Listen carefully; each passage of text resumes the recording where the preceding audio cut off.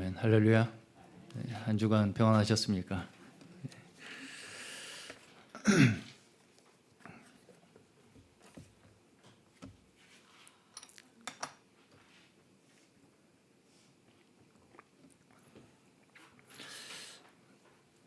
저는 한 주간에 이렇게 일주일에 한 번씩 우리 성도님들을 뵙는데 한 주간 굉장히 궁금해요. 성도님께서 과연 주님과 함께 평안히 잘 생활하고 계신가? 그러면서 이제 그 궁금한 마음을 가지고 주일날 이렇게 함께 얼굴을 뵈면 너무 반갑습니다. 기쁘고 하나님께서 역시 저희와 함께 계시고 돌보시고 계시는구나. 이렇게 저희가 함께 모이는 이 모임 가운데에서도 하나님께서는 저희에게 그분의 능력을, 영광을 나타내어 드러내어 주시고 우리의 각자의 모습을 통하여 하나님께서 함께 하심을 우리에게 증거하시는 줄로 믿습니다. 우리 함께 오늘도 무엇보다 이 말씀을 통하여 하나님께서 계시하여 주시는 이 진리의 말씀을 통해서 더욱 하나님 그 마음과 뜻을 깊이 깨닫는 귀한 시간 되시기를 축원합니다.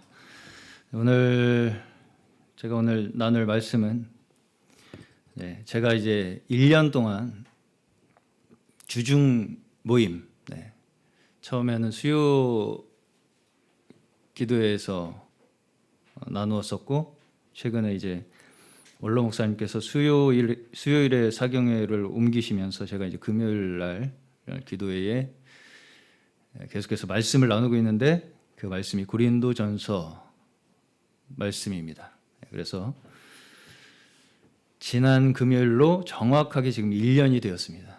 정확하게 1년이 되었고 총 43차례에 걸쳐서 나누었더라고요. 그래서 지금 전체 이제 고린도전서가 16장으로 이루어져 있는데 그 중에 14장 중반부까지 저번 주 금요일까지 나누었습니다. 자, 그래서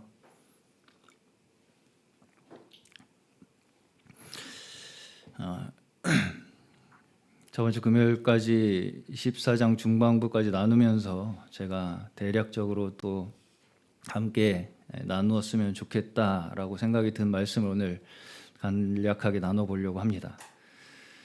그 전에 고린도전서 말씀들도 못 들은 분이 계시다면 유튜브에 다 올라와 있습니다. 시간 되실 때마다 조금씩 들어보시면 시간이 아깝다고 생각이 들지는 않으실 거라고 생각합니다.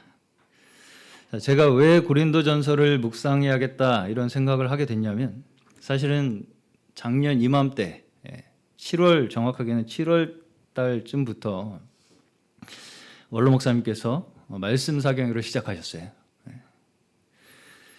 사경회에서는 주로 이단성이 있는 단체 그리고 그러한 가르침에 대한 주제를 가지고 사경회를 진행하고 계시죠. 그래서 이제 저는 이 사경회를 들으면서 우리가 그렇다면 지금 대하고 있는 이러한 신앙적인 문제들을 효과적으로 우리가 조금 더 들여다볼 수 있는 성경이 무엇일까 했을 때 떠오른 성경이 고린도전서였습니다. 그래서 고린도전서를 택해서 작년 8월 정도부터 제가 고린도전서를 시작했더라고요. 자, 고린도전서는 초대교회였죠.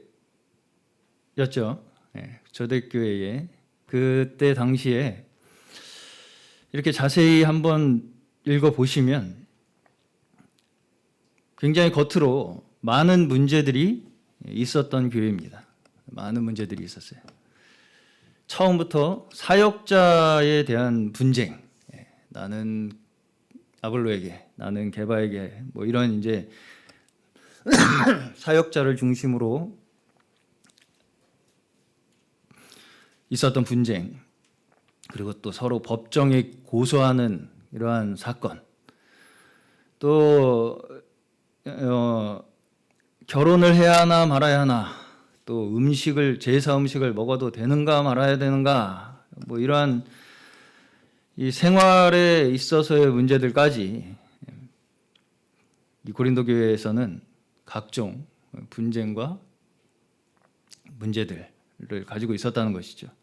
그리고 이제 12장부터는 보시면 각자 은사가 있었는데 이 은사를 가지고 서로 나뉘어서 분쟁하는 일들이 또한 그 고린도 교회 내에 있었음을 우리가 볼 수 있습니다. 근데 이 모든 문제들이 사실상 하나의 원인에서부터 시작된다는 것을 우리가 고린도서 전체를 살펴보면 우리가 알 수가 있는데요. 이것에 대해서 저는 고린도전서의 핵심 구절이라고 생각하는 구절이 8장 1절에서 3절입니다. 8장 1절에서 3절 제가 읽어드리겠습니다. 우리 모두가 지식이 있는 줄로 알고 있습니다. 지식은 사람을 교만하게 하지만 사랑은 덕을 세웁니다. 자기가 무엇을 안다고 생각하는 사람은 아직도 그가 마땅히 알아야 할 방식대로 알지 못하는 사람입니다. 그러나 하나님을 사랑하는 사람은 하나님께서 그를 알아주십니다. 아멘. 네. 자, 한마디로 지식이 무엇입니까? 자기중심적인 본성의 근원. 네. 나 중심으로 생각하는 그 근원이 바로 지식이다. 이렇게 말씀을 하고 있죠. 그리고 그것이 어떻게 만든다고요? 사람을 교만하게 만든다. 그럼으로써 서로 나뉘고 분쟁을 일으키고 심지어는 심각한 범죄의 원인이 된다는 것을 말씀하고 있습니다. 지식이. 그리고 여기 초대교회 모습에서 우리가 당시 작은 그 고린도 교회라는 공동체 내에서 일어나고 있었던 일들이 결국은 지금 어디에서 동일하게 일어나고 있습니까? 우리 교회가 아니라 우리 교회도 마찬가지겠지만 기독교, 우리가 크게 봤을 때는 전체의 기독교라고 하는 커다란 이 범위 안에서도 동일하게 일어나고 있다. 저는 그렇게 볼 수 있다고 생각합니다. 자, 이것이 고린도 교회라는 하나의 공동체에서 일어난 일이라고 해서 그저 이것을 우리의 그냥 하나의 공동체 내에서 일어나는 일 정도로 받아들여서는 안 된다는 것이죠. 우리가 교회의 역사를 들여다보더라도 어떻습니까? 초대교회가 씨앗이 되었어요. 그렇죠. 초대교회가 씨앗이 되어서 곧바로 뭐가 됐습니까? 가톨릭이 됐죠.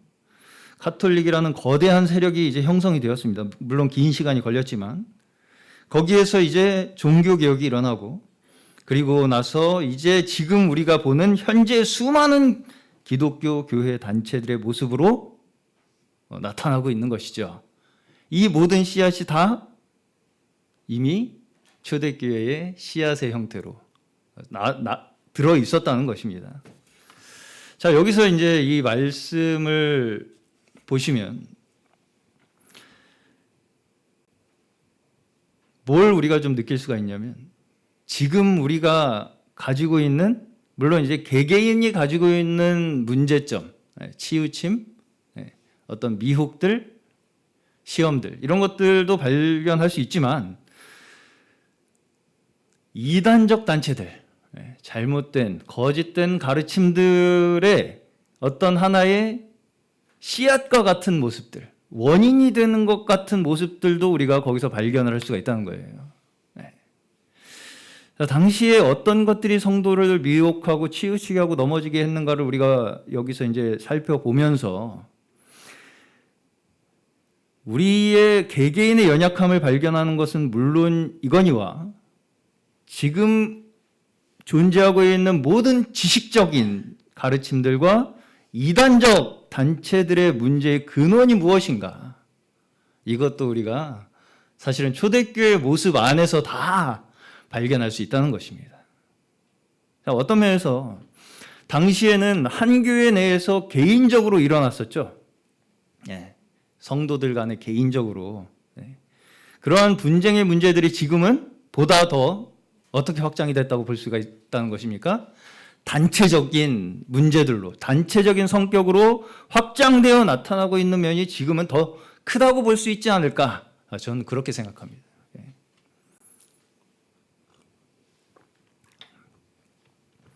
자, 어차피 미혹의 양상은 그때나 지금이나 동일합니다. 동일해요. 보시면 별로 다른 게 없습니다. 지금이나. 자세히 들여다보면 그렇습니다. 그 원칙, 원리에 있어서는 다 똑같아요. 자, 그리고 그 미혹의 영이 이제는 각 개인의 영역을 넘어서서 단체적으로 이제 세력을 형성하여 가고 있다라는 것이죠. 그 미혹의 영이. 그리고 이제 이 거짓의 영에 대한 성경의 말씀은 어떻게 나아갈 것이라고 얘기를 하시냐면 결국은 큰 세력을 형성해서 하나님을 세력으로 집단적으로 대적할 것이 계시록에서 예언하는 바입니다. 세상의 권세자가 짐승으로 묘사돼요. 계시록에 보시면. 그리고 그가 바로 사탄의 권세를 받은 적그리스도가 될 것이다 라는 것이 계시록의 예언입니다. 결국 이런 미혹하는 거짓 가르침, 다른 복음, 거짓 교사, 자칭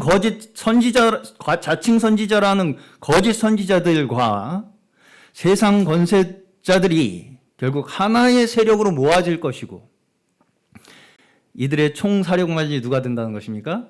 적그리스도가 된다는 것입니다. 적그리스도가 등장할 것을 말씀하시는 것이 계시록에서 말씀하시는 바죠. 자, 계속해서 말씀드리는 것이지만 사탄이 하는 일은 무엇입니까? 하나님에게서 우리를 떠나게 하는 거예요. 근데 어떻게 떠나게 합니까? 하나님을 대신할 어떤 것을 만들어요. 하나님을 대신할 어떤 것을 만들므로써 하나님을 떠나게 만드는 거예요. 그냥 하나님을 떠나! 이게 아니라 이게 하나님이야! 라고 함으로써 하나님을 떠나게 만든다고요, 사탄은. 네. 그리고 그 근원에는 결국엔 뭐가 있습니까? 누가 하나님이 되는 거예요, 결국은? 나. 각자 나. 라고 하는 자기 중심적 자아. 이것이 하나님의 자리를 대체하게 만드는 거예요. 근본적으로.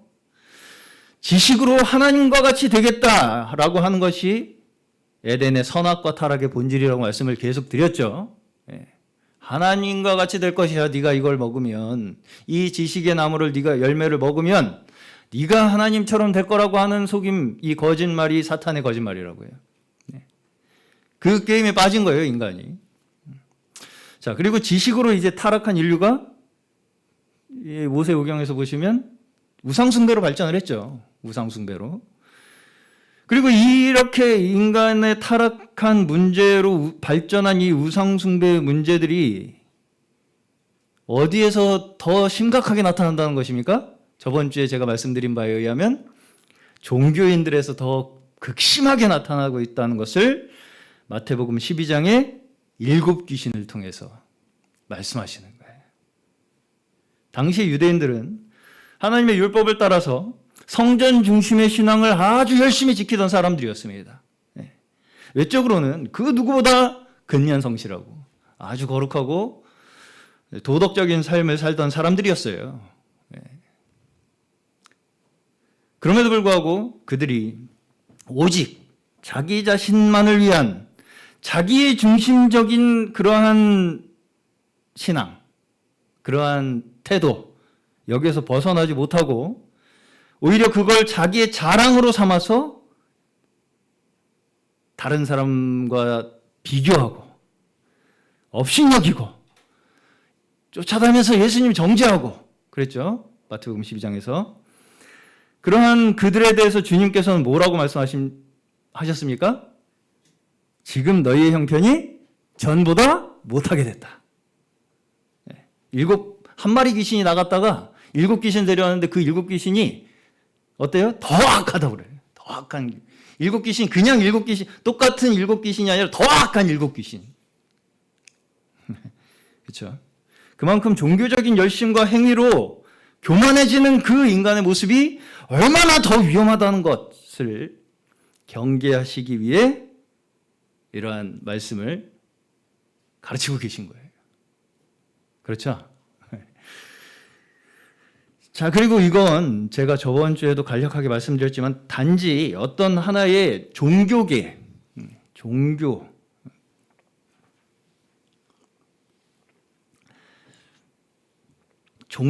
어떤 사람들에게서만 나타나는 것이 아니라 인간이 스스로 자신의 힘으로 이루려고 하는 나름대로의 정의, 나름대로의 이념, 나름대로의 사상들 또한 사실은 동일한 위험성을 가지고 있다라고 제가 저번 주에 말씀드렸습니다.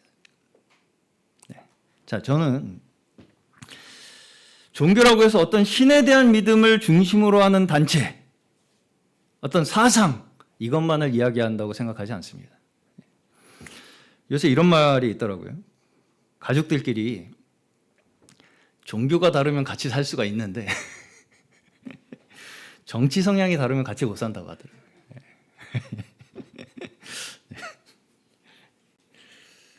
맞는 건지 틀린 건지 잘 모르겠습니다. 저는 그게 종교가 달로 같이 살긴 살아야 되겠죠.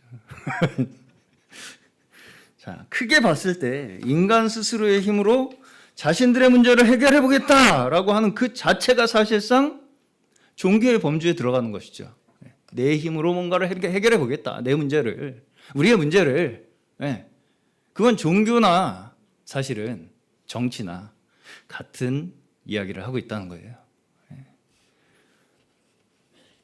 정치에서 그러한 어떤 이념, 사상, 가치를 제외하고 말하면 그게 성립이 되기가 어렵습니다. 그러니까 사실은 같은 원칙에서 다 이루어지는 일들이에요. 그래서 저는 현재 우리 정신에 가장 큰 영향을 주고 있는 것이 어떤 면에서는 정치가 아닐까 그렇게 생각이 들었습니다.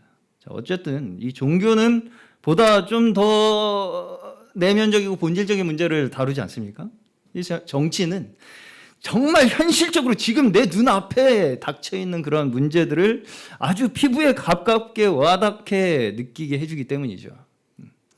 지금 내가 속한 지역, 지금 내가 속한 세대, 어떤 내가 속한 계층, 이러한 문제들을 다루는 일들이기 때문에 보다 더 민감하고 예민한 그러한 사안이 아닐까 그렇게 생각이 듭니다. 지금 이런 말을 하는데도 굉장히 살이 떨립니다. 저는. 자, 물론 우리가 세상에 속하여 살고 있는 이상 어떤 집단에 속하지는 않을 수는 없습니다. 어떤 부류, 어떤 분류에 우리가 속하지 않을 수는 없죠. 어디에 살아야 되고 어떤 나이 연령대가 있고 어떤 뭔가 그런 어떤 한해 우리가 속해 있는 어떤 것들이 다 있다는 거예요. 그렇기 때문에 우리 각자의 어떤 견해, 내가 속한 어떤 그 집단에 의한 정치적 견해, 이런 것들을 어느 정도는 가질 수는 있다. 저는 그렇게 말씀을 드렸습니다. 그러나 그것도 우리 그리스도인의 양심에 따라 가져야 한다고 생각합니다. 자, 그럼에도 불구하고 우리는 제가 저번 주에 뭐라고 말씀드렸습니까? 모든 법의 근원이신 하나님, 모든 법의 근원이 되시는 하나님의 법, 성령의 법의 다스림을 우리는 받는 자들이라는 거예요. 그래서 이런 세상의 기준 속에서 이렇게 첨예하게 서로 분쟁하고 분열하는 이 상황 속에서 어느 한편에 너무 극단적으로 치우쳐서 대립하는 입장에 서는 것은 그다지 바람직하지 않은 모습이 아닐까, 저는 그렇게 생각을 합니다. 그렇게 생각을 합니다. 저는. 자, 여기서 우리가 한 가지 생각해 보아야 할 문제가 있어요. 우리는 지금 내가 가지고 있는 생각, 지금 내가 가지고 있는 어떤 하나의 문제 해결 방법, 이런 게 있어요. 다 사람들마다. 이렇게 해야 돼. 이 문제는 이렇게 풀어야지. 라고 하는 나름대로의 생각과 어떤 해결 방법이 있다는 것이죠. 근데 그것을 곧 정답이라고 단정 짓기가 너무나 쉽다는 거예요. 우리 사람이. 그리고 이게 그리스도인들에게 있어서 더 큰 문제가 되는 것이 뭐냐면 이게 곧 하나님이야. 이게 곧 하나님의 뜻이야. 라고 하는 개인적인 판단으로 그렇게 개인적으로 판단을 함으로써 어떻게 만드냐면 그 외에 다른 의견을 가진 모든 사람이 뭐가 됩니까? 적그리스도가 되고 사탄이 돼요. 그렇게 만드는 이 함정이 거기에 있다는 것입니다.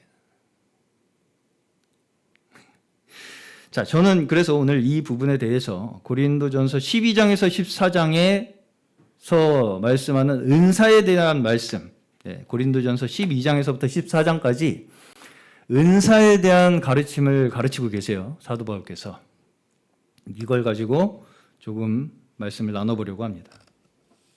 자, 고린도 교회는 다양한 은사가 나타났던 교회였어요. 여기 보시면 엄청나게 다양한 은사들이 이 고린도 교회 내에 있었다는 것이죠. 자, 이진영 기자님. 오랜만에 불러보네요. 자, 고린도 교회가 왜 이렇게 은사가 다양했을까요? 우리보다 더 뭔가 잘난 좋은 면이 있어서일까요? 아닐 것 같아요. 그러면 모르겠어요. 자, 우리 그 첫 번째 대답은 맞았습니다. 자, 여기서부터 우리는 이러한 이 초대교회 상황을 볼 때, 초대교회는 이렇게 거룩하고 신령하고 뭔가 우리보다 믿음이 좋았으니까, 그러니까 이렇게 은사가 풍성했겠지. 이렇게 생각하기가 쉽다는 거예요. 자, 근데 고린도전서 전체를 읽어보시면 그렇다고 생각이 드십니까? 그렇게 생각할 만한 부분이 그렇게 많지가 않은 걸 볼 수가 있어요. 우리보다 나은 게 있을까? 뭐 그런 생각이 들 정도로. 자, 오히려 저는 이러한 것들을 우리가 어떻게 대해야 한다고 생각을 하냐면, 자, 본격적으로 지금 고린도 교회 성도들에게는 고린도 전서가 있었어요, 없었어요?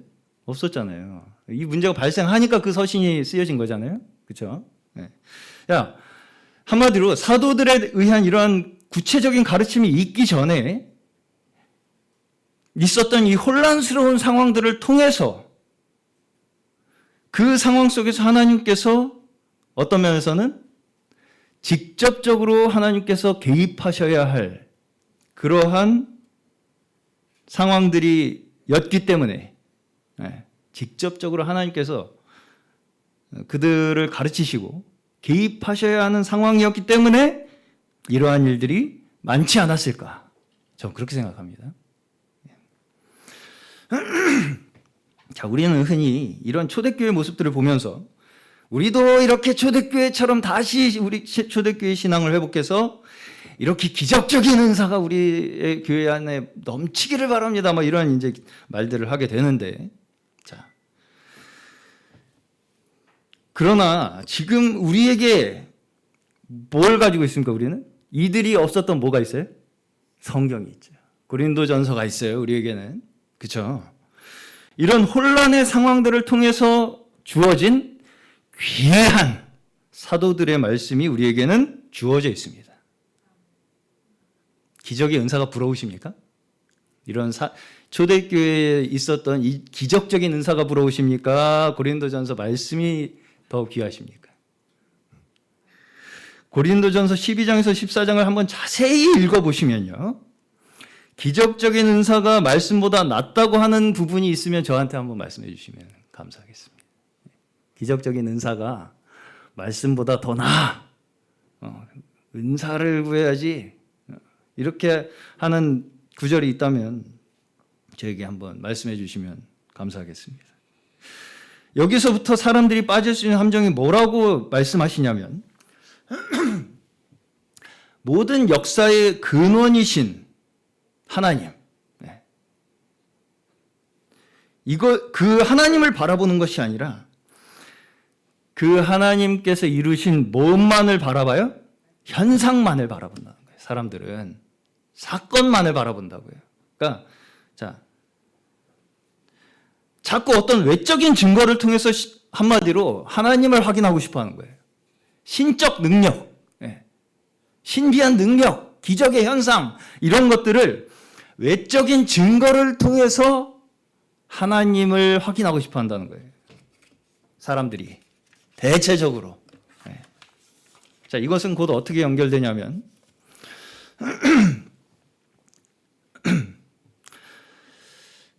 성령의 능력, 여기에서 특히 이제 방언을 가지고 사도 바울은 특별한 성령의 능력이 나타나는 은사로 이렇게 이야기를 하시는데, 성령의 능력을 불러오기 위해서 방언을 해야 되는 거예요. 맞는 얘기겠습니까? 맞는 얘기일까요? 자, 어떤 방법으로 해야, 어떻게 해야 성령이 역사하신다. 이거 맞는 얘기입니까? 이렇게 하면 할수록 어떻게 되냐면, 이렇게 하니까 하나님이 역사하셨네, 저렇게 하니까 하나님이 역사하셨네 하면서 아무거나 다 하나님한테 맞춰 끼워 넣으려고 하게 됩니다. 그렇게 되겠죠? 이렇게 하니까, 내가 이렇게 하니까 하나님이 역사하셨어, 내가 이렇게 하니까 하나님이 역사하셨네 라는 방법으로 아무거나 다 하나님의 역사에 끼워 맞추게 된다고요, 우리가 잘못하면. 자, 예를 들어서 아프면 어떻게 해야 돼요? 병원 가야 되죠. 물론 사람마다 믿음에 따라서 어떤 사람은 기도할 수도 있습니다. 그렇다고 해서 그러면 나는 하나님을 믿기 때문에 기도로 낫겠다라고 하는 사람이 병원 가는 사람한테 너 왜 이렇게 믿음이 없어? 이렇게 말할 수 있습니까? 그렇게 정죄할 수 있어요?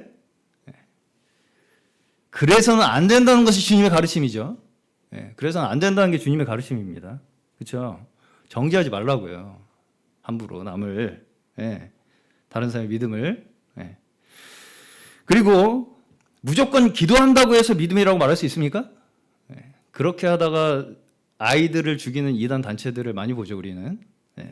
병원 안 데리고 가서 기도로 고친다고. 그게 믿음입니까? 우리가 생각하는 대로 그렇게 단순하지 않아요. 그렇죠? 어제 밤에 그것이 알고 싶다 해서도 이상한 무슨 목사라고 하는 사람이 나와가지고 거기도 그런 일이 있었더라고요. 자기 동생인가요? 기도를 고친다고 하다가 죽어가지고 1년을 그 시체를 다시 살려내겠다고 방치를 해놓고서 뭐 그런 사건이 있었다고 합니다. 그게 믿음입니까? 그게? 자, 예화를 하나 말씀드리겠습니다. 어떤 사람이 바다에서 표류되어서 이제 죽게 되었다고 그래요. 그래서 그 사람이 간절히 하나님께 구해달라고 기도했다고 합니다. 근데 이제 기도하고 있는데 큰 배가 한 척이 그 사람에게 다가왔어요. 근데 그 사람이 난 하나님께서 구해주실 거라고 믿기 때문에 배를 안 탔어요. 그래서 또 조금 있다가 헬기가 왔어요. 헬기가 사다리를 쭉 내려주는데 난 그래도 하나님이 날 구해주실 거라고 생각하기 때문에 기도하고 있으니까 난 헬기도 안 탈 거야. 그러다가 결국은 죽었어요. 그래서 이제 죽어서 하나님께 따졌답니다. 아니 왜 하나님께 저 구해달라고 그렇게 기도를 했는데 왜 안 구해주셨습니까? 그랬더니 뭐라고 하셨겠어요? 내가 배도 보내주고 헬기도 보내줬는데 왜 안 탔냐? 이렇게 하셨다는 뭐 그런 적절한 예화일지는 모르겠지만, 우리의 하나님을 믿는 이 신앙이라는 것이 어떤 신비한 기적적인 현상, 어떤 그러한 신적인 개입으로만 일어날 것이라고 하는 것도 치우친 믿음이라는 거예요. 무슨 말씀인지 이해 가십니까? 고린도전서 14장에서는 특별히 은사에 대해 있어서 주의해야 할 부분을 이야기하고 있어요. 은사에 있어서 우리가 빠질 수 있는 함정,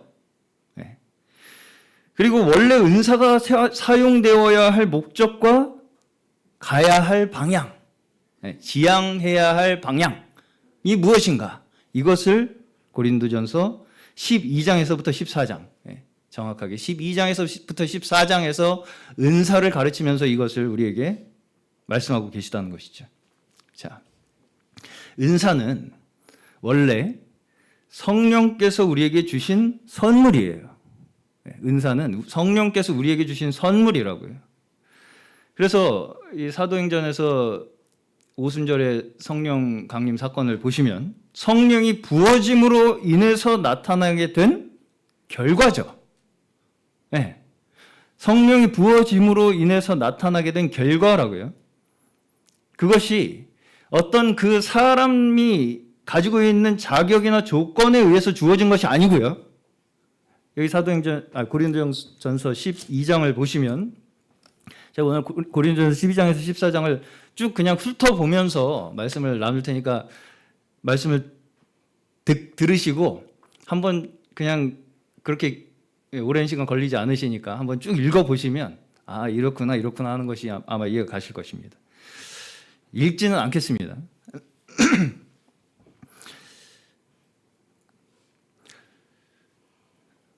오직 교회의 덕을 세우기 위해서 하나님께서 각 사람에게 고르게 주신 것이 은사라고 말씀하고 있어요. 네. 교회의 덕을 세우기 위해서. 그러니까 은사의 목적은 나를 증명하기 위해서 주시는 것이 아니고요. 교회의 덕을 세우기 위해서 하나님께서 각 사람에게 하나님의 뜻에 따라 고르게 주신 것이 은사라고요. 네.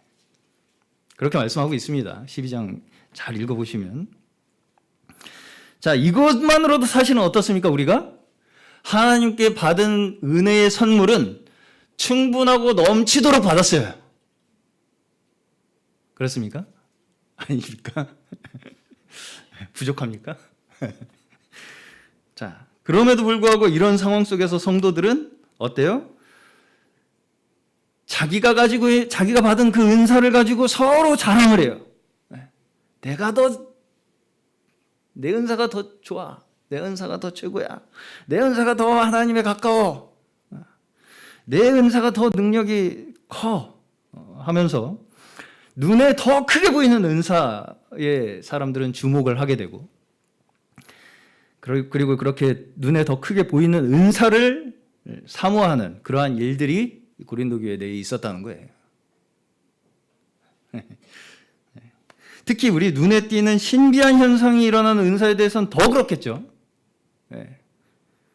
그 은사에 사람들의 눈과 귀가 다 빼앗겨서 결국은 어떻게 되는 일까지 벌어졌냐면 그 은사 자체가 목적이 된 거예요. 은사가 목적이 아니죠. 은사는 결과예요. 그렇죠? 근데 은사가 목적이 돼버리는 거예요. 이건 은사가 가지고 있는 원래의 목적과 완전히 정반대로 사용되고 있는 것입니다. 왜 그렇게 됐습니까? 그 은사가 우리의 눈에 보기에 너무 확실한 성령의 증거거든요. 그 은사가. 아, 내가 이 은사를 가지고 있는 거 보니까 이건 확실히 성령의 역사야. 확실한 성령의 증거야. 라고 생각하게 되기 때문입니다. 그래서 사람들은 뭔가 특별한 경험을 통해서 지금 나에게만 주어지는 그 성령의 증거를 너무나 가지기를 원해요. 특별한 경험을 통해서, 특별한 나의 어떤 체험을 통해서, 개인적 체험을 통해서 그것이 성령께서 지금 나에게 임하셨다고 하는 증거로 삼고 싶어 한다는 거예요. 그 체험이. 그러나 다시 한번 말씀드리지만 은사는 성령께서 교회의 덕을 세우기 위해 각 사람에게 나타내시는 것입니다. 교회의 덕을 세우기 위해서. 이걸 계속해서 사도는 강조하고 계세요. 근데 이 은사를 내가 특별한 성령 체험을 한 증거로만 구하고 있다는 거예요. 지금 이 성도들이. 성령 체험을 한 증거다 이게. 이걸 위해서 은사를 구하고 있다는 거예요. 자, 여기서 말하는 것은 어떤 기적적인 현상만 이야기하는 것이 아니라 제가 조금 더 이걸 확장해서 풀어나가 보자면 특정한 은사자 있죠. 특정한 은사자를 통해서 전달된 어떤 특별한 교리까지도 여기에 저는 포함될 수 있다 이렇게 생각합니다. 자, 은사가 어떤 특정한 인물에게 집중되는 거 있죠. 그래서 그렇게 되면 어떻게 되냐면 성령을 체험할 수 있는 방법이 어디에 있게 돼요? 그 사람에게 있게 되죠. 그 사람을 통하지 않으면 우리는 성령을 체험할 수 없게 돼요. 하나님의 역사를 이룰 수 없게 돼요. 그 사람을 통하지 않으면. 어떤 특별한 그 은사자. 이해 가시죠? 이해 가십니까? 그래서 이게 어때요? 거꾸로 가는 거예요. 잘못하면 우리가 거꾸로 이걸 접근하게 되는 함정이 여기에 있다는 것입니다. 그 사람을 통해야 어떤 사람의 교리나 그 사람의 사상이 다른 사람보다 뭔가 더 대단해 보여요. 확실하게 알려주는 것 같고. 확실해 이거는. 이 사람이 이렇게 확실하게 얘기하는 거니까 확실한 성령이야. 라고 하는 그러한 특별한 그 사람의 은사처럼 보이는 그러한 것들이 잘못하면 그 사람을 통해서만이 하나님께 나아갈 수 있게 있다라고 생각하게 만든다는 것이죠. 그게 곧 누구를 대체하는 것입니까? 예수 그리스도를 대체하는 거죠. 예수 그리스도를 통해서만이 우리는 하나님 앞에 나갈 수 있죠. 맞습니까? 예수 그리스도를 통해서만이 우리는 하나님 앞에 나갈 수 있어요. 근데 여기에 누가 껴요? 자꾸 어떤 은사자가 껴요. 그래, 예수 그리스도를 통해서 가는 건 맞는데 나 통하지 않으면 너 예수 그리스도를 못 만나. 그 자체가 예수 그리스도를 세웠지만 거기에 나라는 사람을 거기다가 갈아 낀 거예요. 맞습니까? 네. 그걸 굉장히 우리가 주의하고 조심해야 합니다. 혼동하지 말아야 해요. 그렇게 현혹을 하죠. 그래, 예수 그리스도 맞아. 근데 예수 그리스도를 정확하게 알기 위해서는 나를 통하지 않으면 불가능해. 이렇게 만든다고요. 그것이 곧 예수 그리스도를 대체하는 거예요.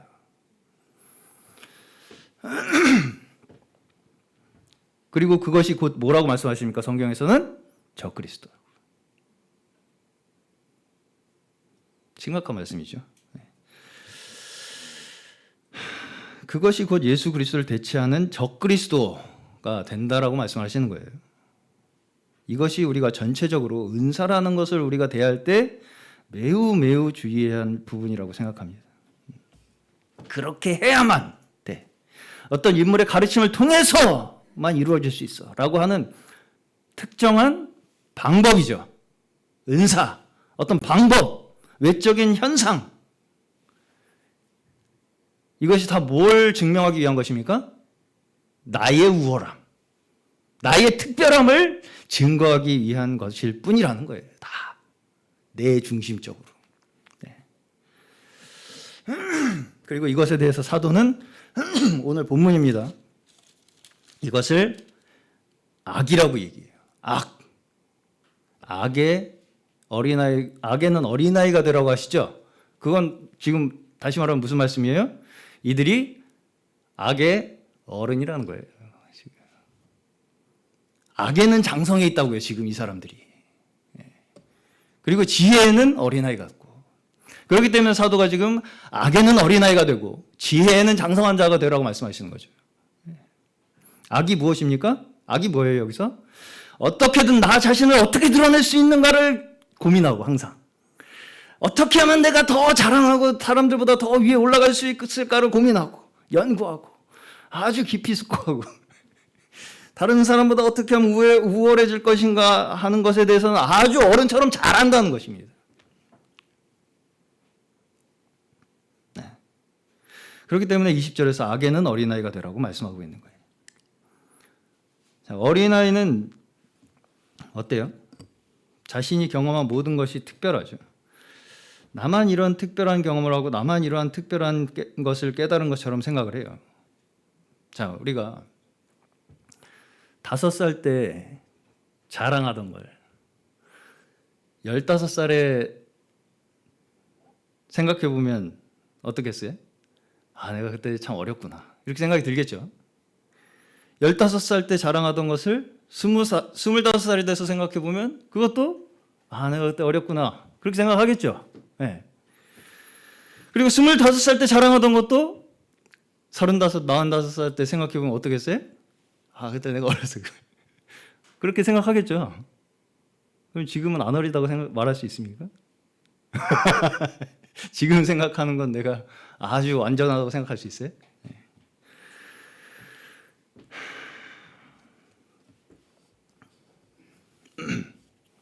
자, 성경에서 우리에게 말씀하시는 바는 우리를 한 지점에 고정시키시는 것이 아니에요. 네. 어떤 면에서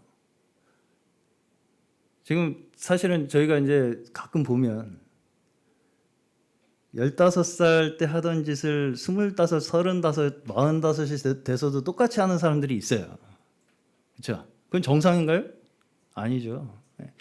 사실은 우리가 그걸 생각할 때 아, 내가 그때 어렸었구나 라고 생각하는 게 정상이에요. 맞습니까? 그렇게 되는 게 우리가 성장하고 있다는 증거죠. 그리고 지금도 내가 성장하고 있다.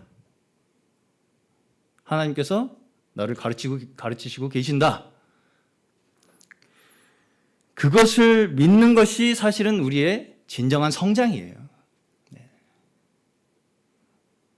한 걸음씩 한 걸음씩 우리 자신의 한계 속에서 매일매일 말씀을 통해서 벗어나고 있는 과정 가운데 있다. 우리가. 이걸 깨닫는 데서부터 우리는 성장이 시작되는 것입니다. 이것만 저희가 잘 알아도 많은 속임수에서 벗어날 수 있을 거라고 생각합니다. 계속 같지도 않은 걸 가지고 자랑하고 잘난 척하고 남과 비교하는 그런 행동은 지혜에는 어린아이 같고 악에는 어른처럼 행동하고 있다는 거예요. 그렇죠? 그러나 여기서는 지혜에는 어른이 되라 이렇게 말씀을 합니다. 지혜가 무엇입니까? 지혜. 말씀을 깨닫는 것이죠. 오늘 말씀 제목이 깨달은 5마디 예언이라는 제목으로 제가 제목을 정했습니다. 자, 14절, 15절 보시면 내가 방언으로 기도하면 내 영은 기도하지만 내 마음은 아무런 열매를 얻지 못합니다. 그렇다면 어떻게 해야 하겠습니까? 나는 영으로 기도하고 또 깨친 마음으로도 기도하겠습니다. 나는 영으로 찬미하고 또 깨친 마음으로도 찬미하겠습니다. 아멘. 여기서 보시면 영의 기도가 있고 마음의 열매가 있죠.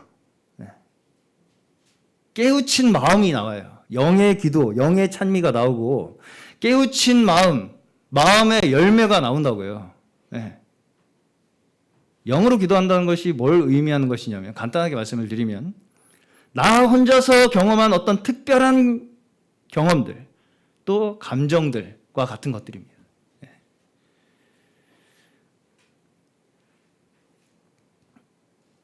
그러나 이것이 정말 나에게 유익이 되기 위해서는 정말 그 어떤 자신만의 어떤 경험들이 나에게 덕을 세웠다면, 여기 보시면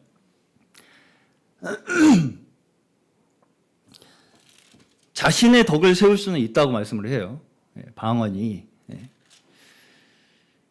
다시 말해서 그러한 개인적인 어떤 경험, 신앙적 경험 이런 것들이 나에게 덕을 세울 수는 있어요. 근데 그 자신에게 세워진 덕이 반드시 어떻게 연결이 되어야 하느냐.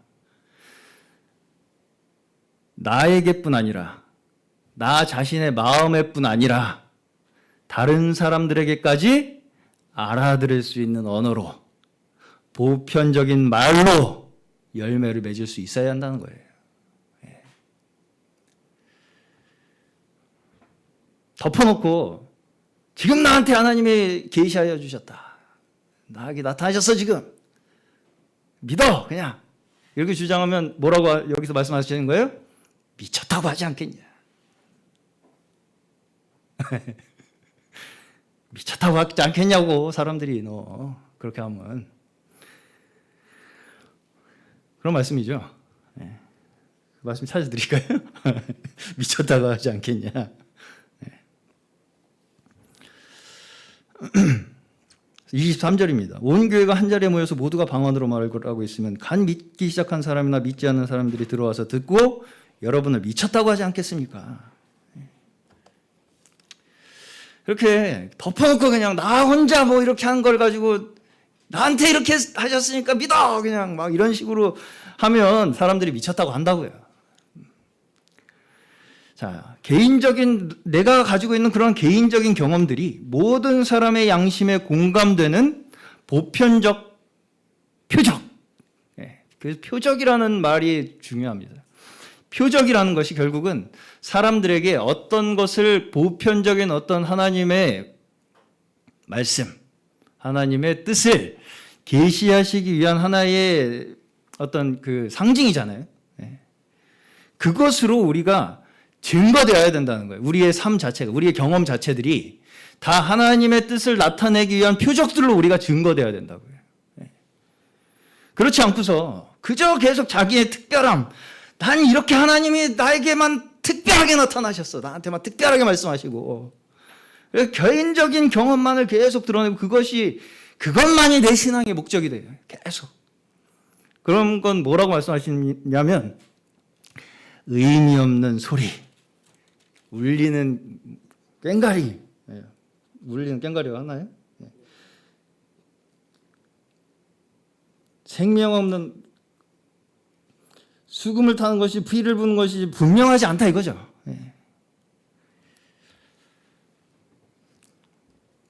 허공에다 말하는 것과 같다는 것입니다. 이런 것들이.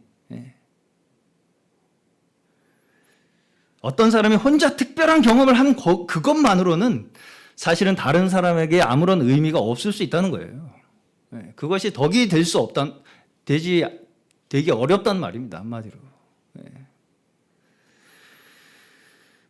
심지어 이러한 태도는 계속 그런 태도를 고집한다. 나 혼자 한 특별한 경험만 중요하게 생각하고 거기에만 의존하고 내 신앙이 그런 것을 태도를 바꾸지 않고 계속 고집한다. 그런 사람은 교회를 해치고 무너뜨리는 악이 될 수 있다. 이걸 경계하고 계신 거예요. 무섭죠.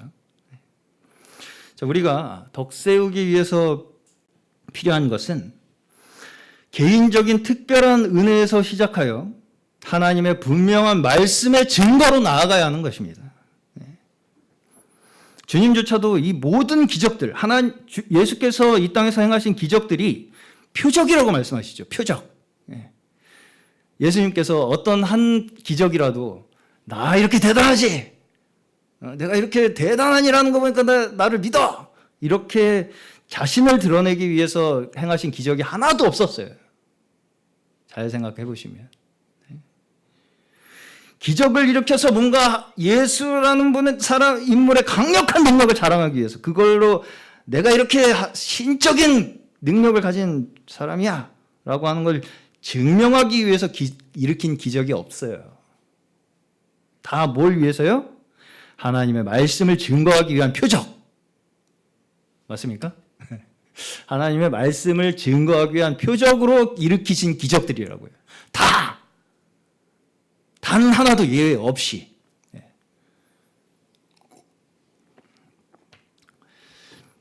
모두가 알아들을 수 있는 보편적이고 객관적인 언어로 분명하게 표현되는 것이 진리의 말씀이에요. 성령은 말씀으로 우리에게 역사하십니다. 말씀으로 역사하시는 거예요. 어떤 느낌으로 역사하시는 게 아니고 감정으로 역사하시는 게 아니고요. 말씀으로 역사하시는 거예요. 개인적인 경험들 또한 사실은 우리 모두가 말씀을 더욱 굳게 믿을 수 있도록 도우시는 성령의 역사예요. 네. 우리의 개인적인 경험들, 감정들, 이런 것들조차 말씀을 더 분명하게 믿을 수 있도록 도와주시는 역사로 우리가 믿어야 된다고요. 네. 그리고 그 은사의 어떤 하나의 이 나타남들 또한 성령께서 우리에게 필요할 때 적절하게 주시는 것이지 우리가 욕심으로 구할 때 얻지 못한다는 것입니다. 그리고 그건 잘못하면 함부로 구하는 것은 하나님을 시험하는 것이 될 수 있기 때문에 주의해야 합니다.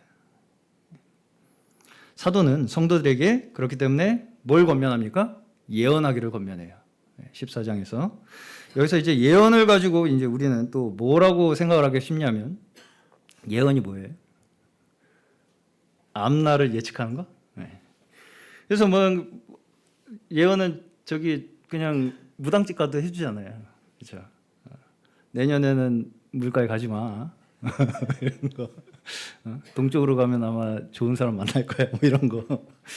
이렇게 뭐 점쟁이처럼 때려 맞추는 게 은사라고 이제 생각을 하기가 쉬운데 성경에서 말씀하시는 예언은 그런 차원의 것이 아니에요. 왜냐하면 역사의 주관자가 하나님이시기 때문에. 뭘 그냥 때려 맞추는 게 예언이 아니라는 거예요. 그래서 우리가 이제 한 가지 좀 제가 조금 시간이 갔지만 참고적으로 아시면 좋은 내용이 뭐냐면 구약 성경 있잖아요. 구약 성경에 여호수아, 사사기, 사무엘, 열왕기서 있죠. 그걸 우리는 뭐라고 부릅니까? 분류를 할 때 역사서로 부르려 하죠. 근데 이걸 유대인 전통에서는 예언서로 봐요. 네. 이걸 네비임이라고 부릅니다. 네. 그래서 전 예언서가 여호수아, 사사기, 사무엘, 열왕기서고요. 후 예언서가 그 뒤에 우리가 잘 알고 있는 예언서들이에요. 네. 네비임이라고 부릅니다. 네비임. 구약 성경을 유대인들은 전체를 타나크라고 불러요. 네. 그래서 토라, 네비임, 케투빔이죠. 네. 그렇게 세 분류로 해서요. 네. 모세오경, 예언서, 성문서 이렇게 세 가지로 분류를 합니다. 역사서가 없어요. 우리 기독교 전통에서는 역사서로 분류된 책들이 유대교에서는 예언서로 분류되어 있다는 거죠. 이것만 봐도 이 유대인들이 가지고 있는 이 신앙관이 무엇인가? 역사의식 자체가 신본주의적이라는 거예요. 무슨 말씀이냐면 우리 자신들이 이미 지나온 역사들이잖아요. 이조차도 시간을 초월해서 하나님께서 계획하시고 섭리하신 계시에 의한 것이라고 하는 역사적 관점이에요. 이것이. 이럴 수도 있고 저럴 수도 있지. 그런 것이 역사가 아니라는 거예요. 역사라는 것이. 우리가 역사를 되돌아봤을 때 이럴 수도 있고 저럴 수도 있지. 그건 사람의 관점이고요. 하나님의 예언적 관점에서는 그렇게 이루어질 수밖에 없는 거예요. 그렇죠? 하나님께서 정하신 대로 이루어진 것이라는 관점으로 예언을, 역사를 바라보는 거예요. 그것이 진정한 예언이라는 거예요. 네. 그렇기 때문에 진정한 예언이 뭡니까? 역사의 주인은 하나님이시고 모든 것이 하나님의 뜻대로 이루어질 것을 증거하는 것이 예언이에요. 그렇죠? 맞아요? 네. 언제 종말이 올 거다. 이게 예언입니까? 예측, 그런 건 예언이라고 하지 않고 예측이라고 합니다. 왜? 하나님의 말씀을 보편적 관점으로 해석하는 것이 아니기 때문이죠. 나만 알아, 이건. 우리끼리만 알아. 언제 오실지는. 네. 내년에 물을 조심해. 이게 하나님 나라와 무슨 상관이 있습니까? 이게 그렇습니까? 안 그렇습니까? 나에게만 적용되잖아요. 이거는. 다른 사람은 몰라도 아무런 상관이 없어요. 사는데 하등의 지장이 없어요. 그런 예언들은. 그건 예언이라고 말할 수 없는 거죠. 그거는. 그런 걸 안다고 해서 은혜가 되거나 소망이 되거나 다른 이에게 덕이 되는 일이 전혀 없습니다. 그런 예언은. 그렇죠? 성경에서 분명하게 계시하시는 말씀을 장성한 지혜에 따라 깨닫는 것. 하나님께서 창조하셨고 역사 속에서 지금도 섭리하고 계시다는 것을 깨닫는 것이 진정한 예언입니다. 그의 뜻대로 구원을 이루시고 각 사람의 행한 대로 심판하실 것을 선포하는 것. 이것보다 정확한 예언이 어디 있습니까? 1.1획 흐트러짐 없이 정확하게 하나님의 공의에 의해서 이루어질 역사. 이 역사만이 온 인류에 대한 완전한 예언의 말씀인 줄로 우리 믿으시는 저희 모두 되시길 바랍니다. 하나님의 말씀의 그 공의의 법은 1.1획 태초부터 지금까지 이 세상에 마칠 때까지 흐트러짐 없이 진행된다고요. 그게 하나님의 예언이죠. 그걸 우리가 깨닫는 마음으로 한 5마디 증거를 하는 것이 우리가 교회의 덕을 세우기 위하여 또 이 세상에 우리가 덕을 세우기 위하여 맡겨진 사명인 줄로 믿습니다. 우리의 미래는 무엇입니까? 우리의 미래가 뭐예요? 하나님의 말씀이 모든 인류를 향한 예언이고 전 인류를 향한 구원의 말씀이라는 것이 우리의 미래예요. 우리가 대비해야 할 미래는 하나님께서 계획하시고 이루시는 나라를 소망하는 것밖에 없어요. 우리가 미래를 대비하잖아요. 우리가 진짜 대비해야 할 미래가 뭡니까? 하나님의 나라를 소망하는 거. 오직 그 나라를 위해서 우리가 늘 깨어 기도하고 하나님 사랑하고 말씀 사랑하고 이웃 사랑하며 우리의 믿음이 하나님 앞에 지켜지기를 소망하는 우리의 삶이 우리가 대비해야 할 진정한 예언의 말씀인 줄로 믿습니다.